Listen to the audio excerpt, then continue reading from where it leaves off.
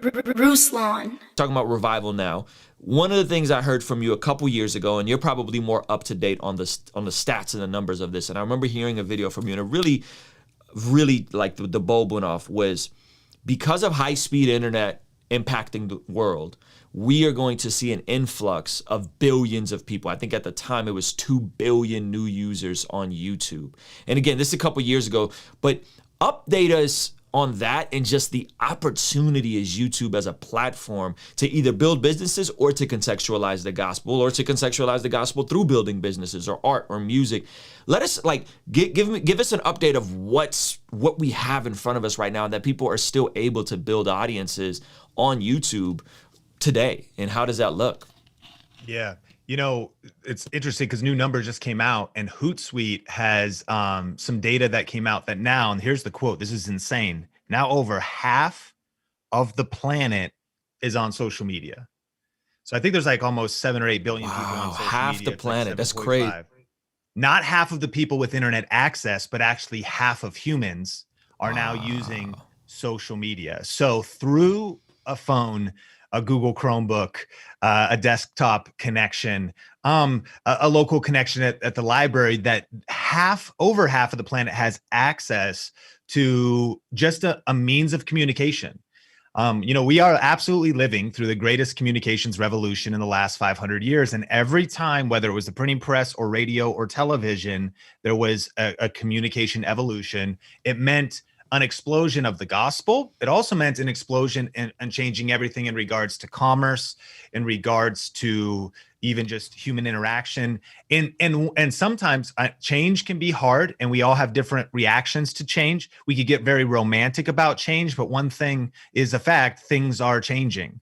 Sometimes people just say, you know, and I mean, and you definitely should watch The Social Dilemma, and you watch it, you're like, this is horrible. Like, social media but it's a whole, what we need is a whole new set of skill sets. Parents need a whole new set of skill sets for how to raise their kids. We need a whole new set of skill sets, even as adults, adulting. I'm 37 trying to figure it out. Like, does my phone have more control over me than I have over it? Like, am I that addicted? It's just a new set of skill sets. I don't know why we're blaming the phone. You have to be able to, you know, people said that about television. They're like, oh, here we go. No one's going to work anymore.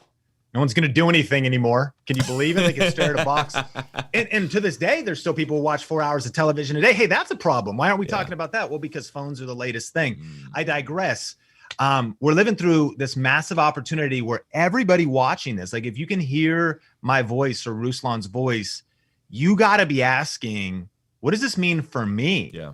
Like, what am I doing in regards to positioning myself for the future? A question we ask our community a lot is, what skills do I need to survive and to thrive in the new economy? It's the new world. And so you said it earlier.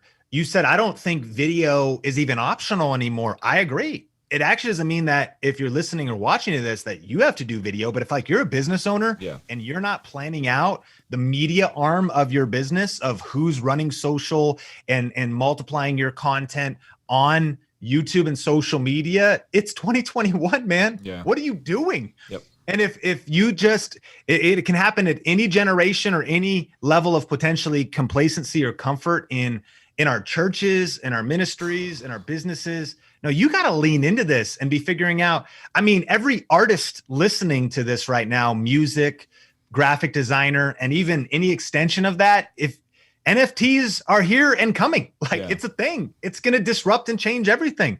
Crypto, a lot of times it's not like holograms and tomorrow we're going to be walking into the Star Trek Next Generation holodeck. Like, things take time, but technology is absolutely disrupting things. And we need to ask, okay, what does that mean for us? And absolutely, is it like, is there still opportunity? Ruslan, this is just getting started. Yeah. Like, we're still in such the early beginnings of what this all means. I have no idea what it all means. I just know that it's a major, major wave. More people are still coming online. You take Mr. Beast, the largest YouTuber, and he also talked about even just YouTube. Like, YouTube's kind of coming into maturity right now. At 16 years old, just got a driver's license. It's just starting to, like, barely. It's kind of scary. You're like, oh, I don't know if he should be on the road right now. And he said over the next 5 to 10 years, YouTube's going to experience unfathomable growth course, that's one man's opinion. But when you look at it, it's the largest video platform. It's the second largest search engine too, the second most visited website in the world. And they have the largest technological infrastructure in terms of being able to load videos quickly on phones, computers across the board. And they also have the biggest library of content. So the dominance and how far YouTube is out front, could somebody come and take their lunch? Maybe, but probably not. Amazon bought Amazon Tube and a couple variation URLs. But even if they were to try to implement and follow in YouTube's footsteps, you wouldn't be able to migrate the attention or build the back content library that's now 16 years old. So YouTube is like this freight train, Snowpiercer, niche reference. This YouTube is like this, freight train that is just going crazy. And you should jump on. I mean, I think you should ask how to get on. And one story that's super interesting was, I think the pandemic just shined a spotlight on how true this is for different industries.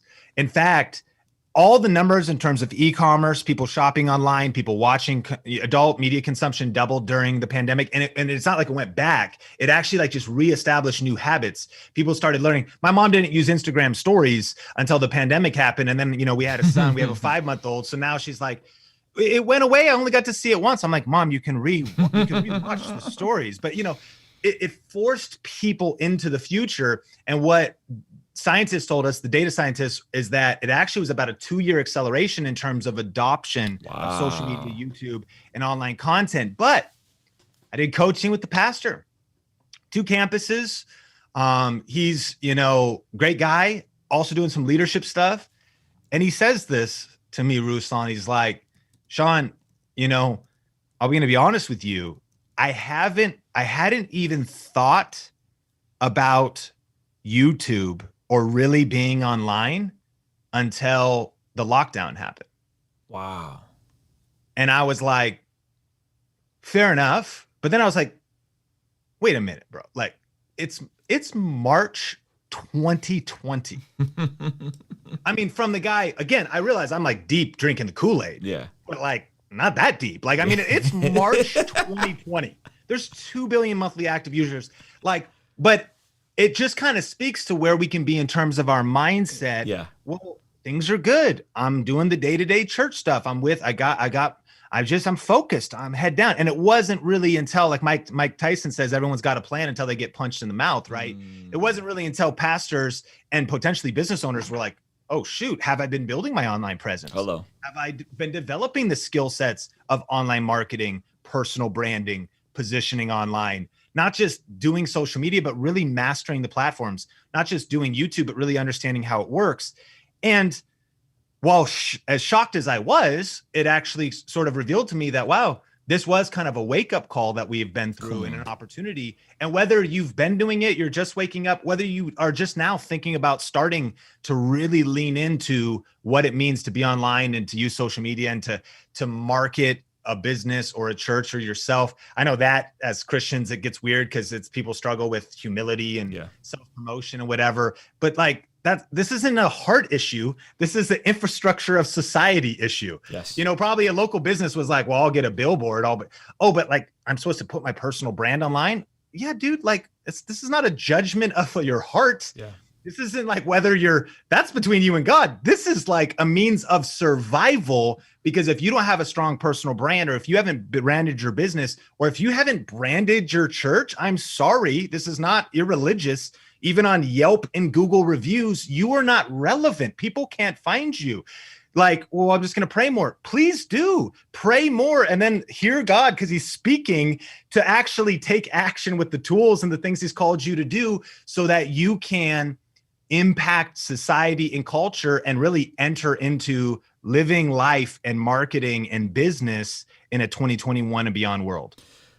Hey, thank you so much for making it through the end of this video. If you enjoyed it and maybe you're feeling inspired to jump into some YouTube creator content, maybe you're an expert in the field, I have a super dope course coming very soon. No, it's not a $5,000 or $1,000 mastermind course. It's gonna be extremely affordable. So that's on the way, but we want to give you guys a free training and PDF that's available right now. So be sure to opt into that in the description below or in the cards.